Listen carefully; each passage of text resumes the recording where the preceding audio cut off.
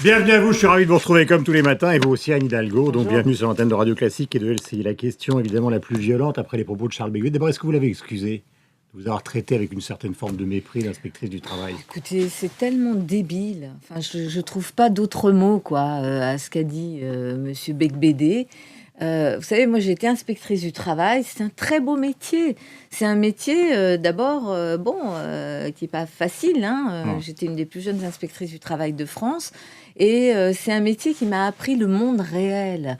Alors quand je vois Monsieur Becbédé, écoutez, je sais pas trop ce qu'il fait, ce monsieur.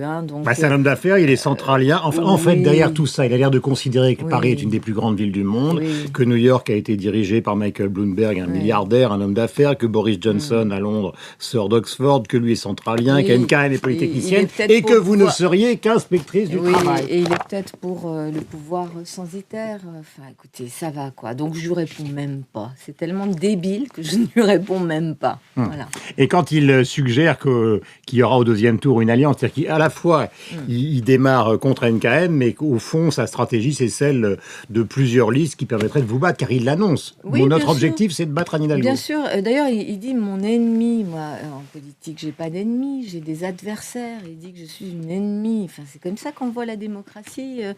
Quand on est un homme d'affaires qui se lance en politique, c'est quand même triste, quoi. C'est assez plat comme approche. Non, vous savez, moi, bien sûr, depuis le début, c'est une alliance de la droite. Alors, ils sont divisés, mais ils sont pareils. Ils sont les mêmes. Enfin, ça vous arrange fondamentalement. Moi, je ne suis pas là pour me préoccuper de ce qui m'arrange ou pas. Vous savez, moi, je suis partie en campagne très tôt.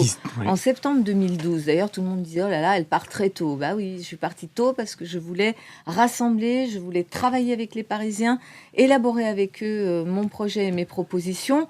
Il y a beaucoup de divisions dans le camp d'en face. Je les regarde à distance et moi, je m'occupe des Parisiens et du dialogue que j'ai engagé avec eux. Je veux les convaincre des solutions que je propose, des ambitions que j'ai pour notre ville, qui est une ville-monde, mais aussi pour l'amélioration de la vie quotidienne. Et qu'est-ce que vous répondez à ceux qui considèrent que Paris, parce que ça aussi était un des grands thèmes de la campagne au départ, et puis maintenant, n'est plus justement la ville lumière, la ville de l'attraction, la ville excitante au sens où le sont New York, Londres, Shanghai? C'est faux, c'est totalement Non, mais donnez-moi faux. des exemples. Alors, non, je vais vous donner des exemples. D'abord, c'est faux parce que les jeunes, tous disons, les se barbent à chiffres... Paris, les hommes d'affaires, disons, fait plus Mais d'affaires vous à Paris. Il y a comme ça, dans notre pays, souvent, le dénigrement de ce que nous sommes et de ce que nous faisons collectivement, qui est quand même un sport national. Ça suffit. Paris est la plus belle ville du monde. C'est pas moi simplement qui le dis. Vous savez, je voyage beaucoup. Je fais partie de l'association des maires du monde, donc une association qui regroupe tous les maires de la planète. Je suis vice-présidente de cette association. Je peux vous dire que quand on parle de Paris, quand on voyage et qu'on discute avec les autres maires, Paris reste une ville phare, une ville très attractive, et tous les chiffres sont là. Il suffit de regarder les chiffres qui sont donnés par les agences internationales, par tous ces organismes indépendants qui mesurent l'attractivité des villes. Mais est-ce que c'est pas d'abord et avant tout un problème de fiscalité? Parce que finalement, non. Si tous les gens ont été à Londres pendant des années, c'est aussi pour des raisons fiscales. Il y avait la City et puis il y avait aussi des avantages fiscaux considérables. Vous savez, l'attractivité de Paris, elle est là. Nous sommes une ville... Boris Johnson, le maire de Londres, dit « Quittez la France, quittez Paris, venez à Londres ». Oui, et vous croyez qu'on va le suivre et que tout le monde part à Londres? Aujourd'hui, Paris est une ville qui crée plus de start-up. On est devant Londres en matière de création d'entreprises. Donc il raconte n'importe quoi. Dans le secteur du numérique. Il essaye de vendre sa ville, il fait un marketing assez agressif et stimulant. Il y a une stimulation dans la compétition internationale des villes. Et il ne faut surtout pas que Paris s'endorme sur la réputation qui est la sienne. Au contraire, nous, ce qu'on a fait avec Bertrand Delanoë depuis 2001, c'est la réveiller. Vous croyez que quand on a investi 1 milliard d'euros dans la recherche, dans l'innovation, dans les nouvelles technologies, ça n'a pas eu d'effet? Si, ça a eu des effets extrêmement importants, puisque aujourd'hui, beaucoup d'entreprises viennent. Les questions de fiscalité essentiellement nationale pèsent, mais dans les choix de beaucoup d'entreprises de s'installer à Paris ou à Londres ou dans d'autres villes européennes, il y a aussi la qualité de vie. Et sur la qualité de vie, dans la plupart des enquêtes internationales, nous sommes vraiment en pôle position. Alors, beaucoup beaucoup de questions. D'abord, est-ce que vous n'êtes pas trop gentil avec Bertrand Delanoë? C'est vrai qu'il y a cet aspect, un couple, quoi, l'ancien, la nouvelle, et on a l'impression que parfois vous ne prenez pas de distance du tout par rapport au bilan des 13 années. Ben, c'est vrai que vous y étiez dans son équipe, mais est-ce qu'il ne faut pas non plus par moment dire lui c'est lui, moi c'est moi, quoi? Mais bien sûr qu'on est très différents l'un de l'autre. Oui, mais vous ne le dites jamais. Mais Est-ce qu'il y a des erreurs de Delanoë sur les... Non. D'abord, le bilan. Moi, je suis totalement engagée, impliquée dans ce bilan. Je le revendique et j'en suis fière.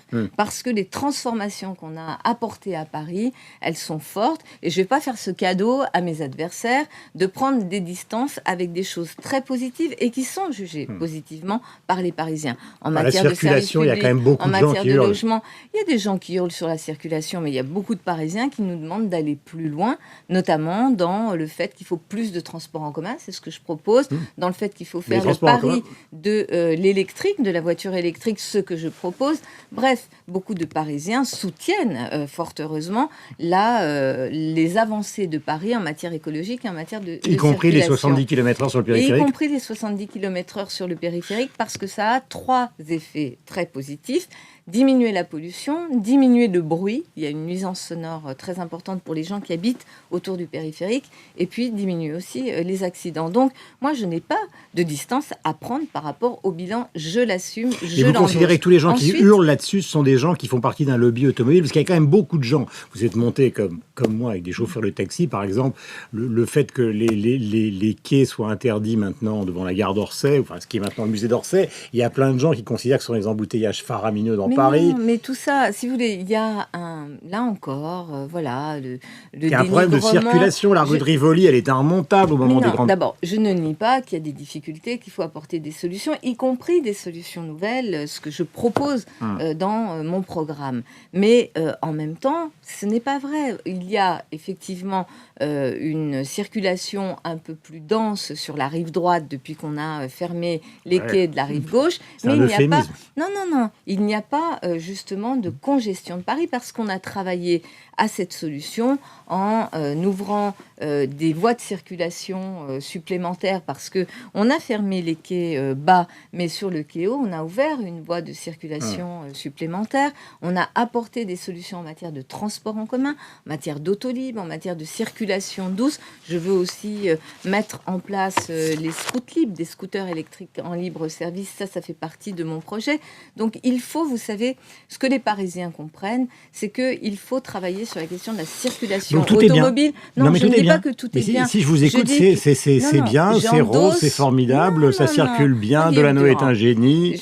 On a fait des transformations de Paris qui nous ont placés justement dans la compétition internationale des villes comme une des villes les plus innovantes de la planète. Et New York, Londres et les autres viennent s'inspirer aussi des solutions que nous avons inventées. Y compris en matière de délinquance ? Alors, en matière de délinquance et en matière de sécurité, là... Parce que là, vous avez vu, il y a des responsables de la police, de la gendarmerie qui disent que la sécurité en France, ça devient un vrai problème. Et c'est pour ça qu'il faut mettre plus de policiers et non pas les supprimer, comme l'avait fait M. Sarkozy, M. Péchenard et les amis de Mme Kosciusko-Morizet. Et pourquoi ils s'occupent plutôt de Dieudonné que de la sécurité à Paris, Manuel Valls ? Non, 330 policiers supplémentaires à Paris, vous croyez que c'est rien ?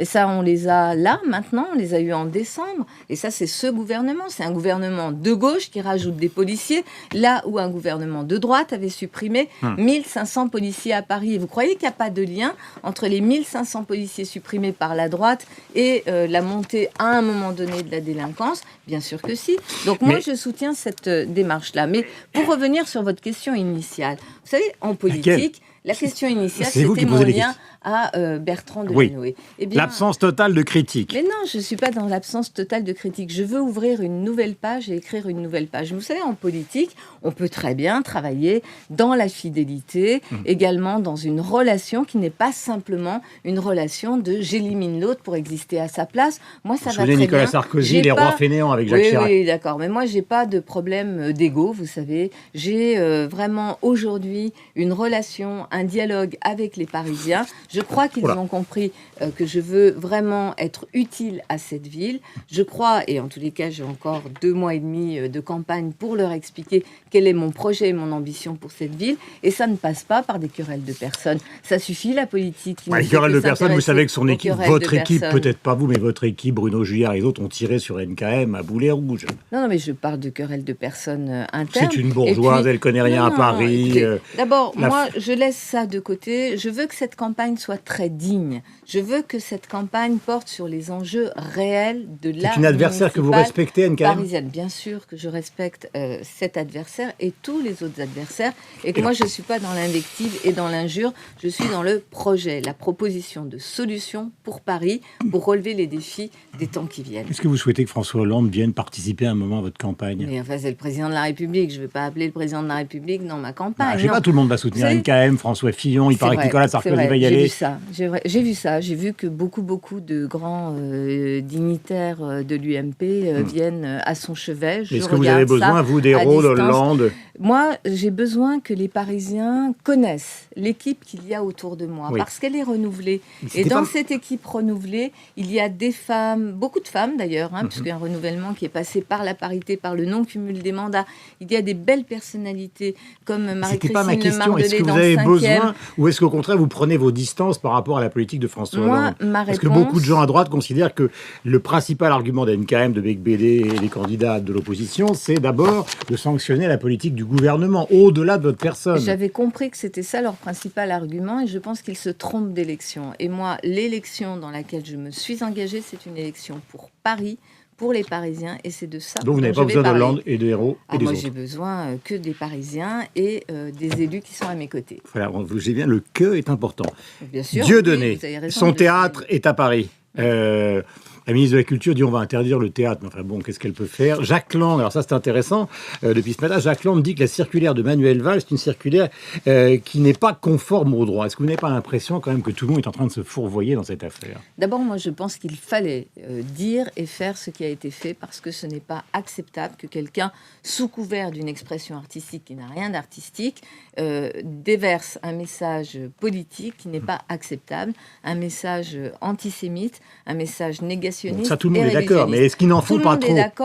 Tout le monde est d'accord, sauf que personne n'avait rien fait. Et là, vous seriez maire de Londres, vous ne ferez rien. Eh ben, je suis adjointe aujourd'hui au maire de Paris et j'espère demain. Donc vous interdisez, par exemple, la mairie de Paris va-t-elle interdire les spectacles de Dieudonné? Le maire de Paris n'a pas de pouvoir de police, donc c'est le préfet de police. Mais le maire de Paris va demander au préfet de police de pouvoir interdire effectivement ce spectacle.